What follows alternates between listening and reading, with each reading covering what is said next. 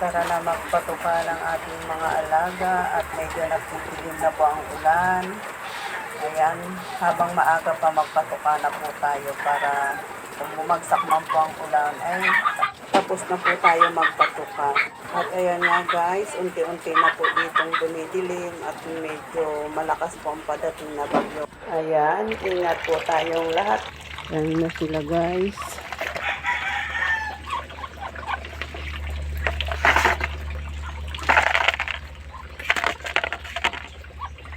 Ayan.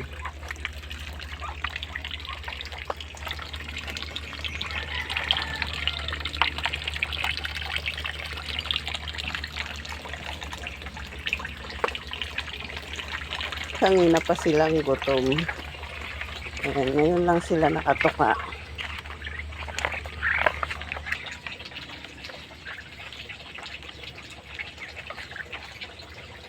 Ayan.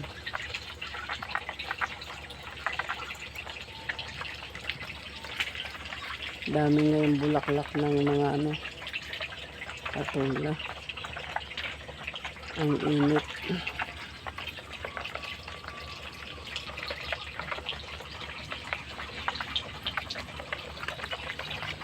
Ayan guys, pakita ko sa inyo yung ating dragon fruit. Ayan may bulaklak na siya dun Yan, sana matuloy lahat yan. Ayan, ito yung isang dragon fruit na natumba.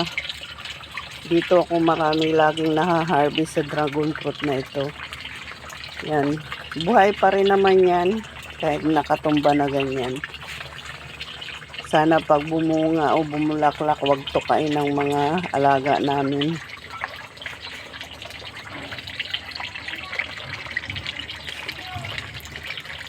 Ayan. Tunig dito yung ingay ng ginagawang subdivision doon sa kabila.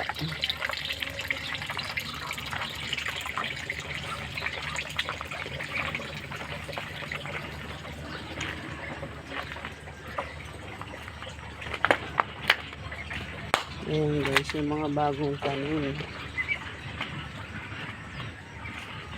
Ayan ganda po sa dito.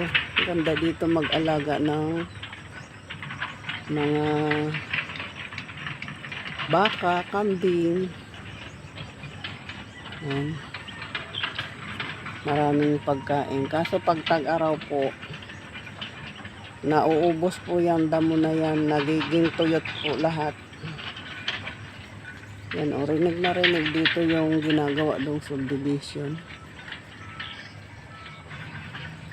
Ayan pa rin. Hindi na ginawa yung bubong kasi mas safe sila dyan. Pag naghahanginan, di sila masyadong na-iistorbo.